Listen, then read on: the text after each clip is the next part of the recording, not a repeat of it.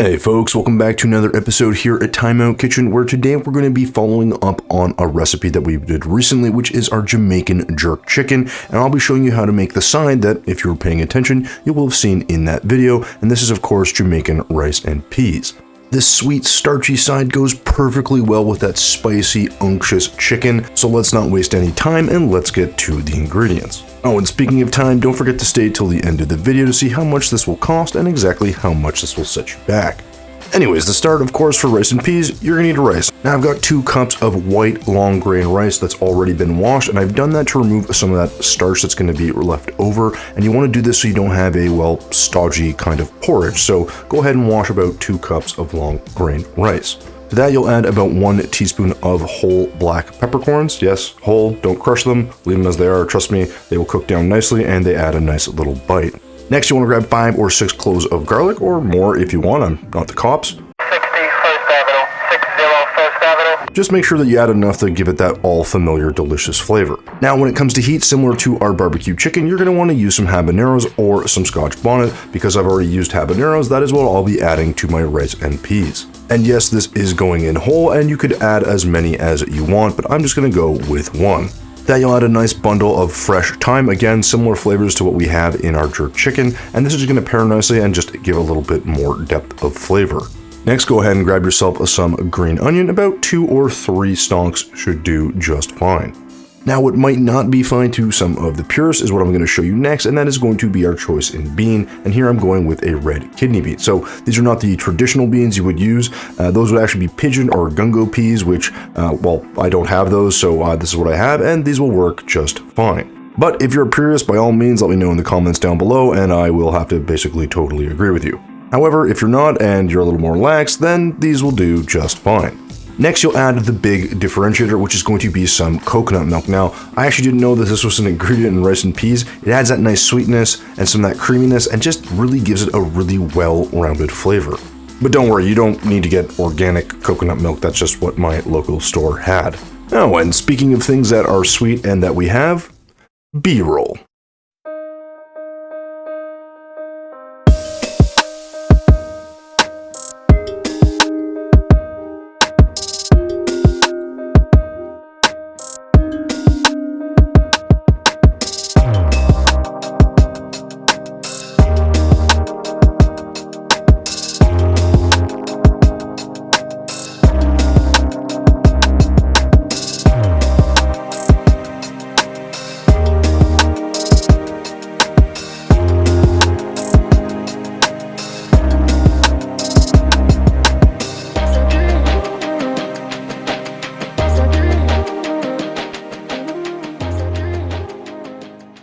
Alright, with that B-roll out of the way, grab yourself a pot because we're basically going to be throwing, well, everything in here. In a specific order, of course.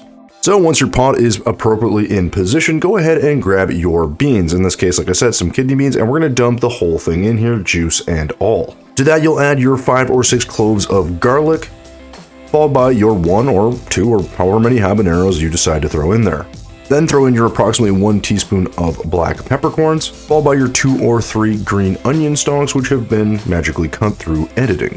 With your green onions in the pot, it is time to grab your coconut milk. And go ahead and scoop that in, and this is going to look kind of nasty, but don't worry, I promise you it will look a little bit better once you've got this on the heat and all comes together. Anyways, as you're scooping all that out, don't leave anything behind. Go ahead and add some water, give this a quick stir, and then dump in the rest. Anyways, give your chunky, ever-browning soup a mix, and then go ahead and add in your fresh thyme. And no, you don't need to peel it, just throw it in whole.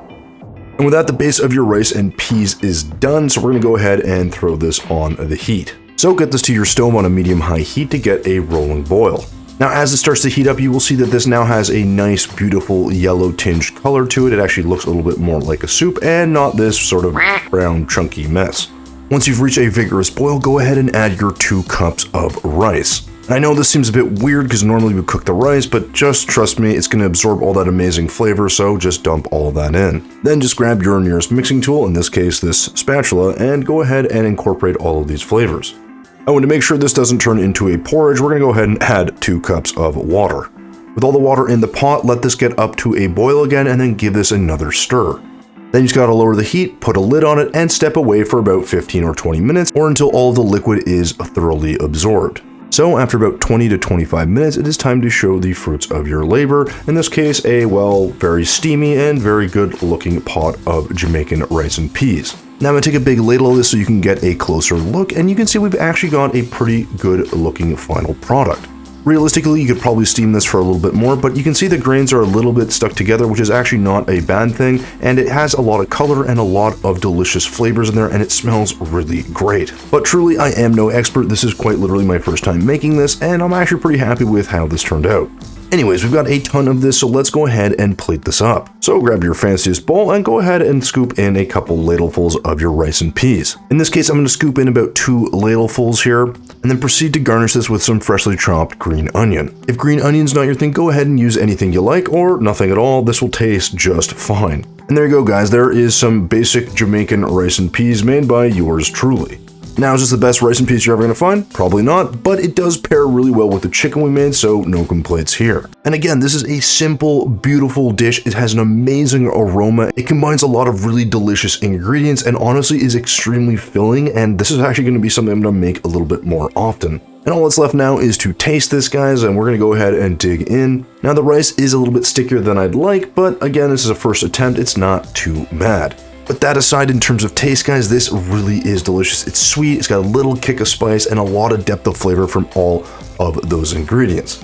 And for those wondering, this will only take you 28 minutes to put together and actually only cost about 30 cents per plate. So yeah, very economical and very damn delicious. Anyways, there you go, guys. There is our attempt at Jamaican rice and peas. Honestly, this is a really good dish if you're looking to change up your rice game or if you're ever bored of anything. It just has a really great flavor, spice, sweetness, and of course the depth of flavor from all those ingredients. But anyways, enough from me, guys. Thank you so much for watching until the end of this video, and as always, thumbs if you liked it, subs if you loved it. We will see you in the next one.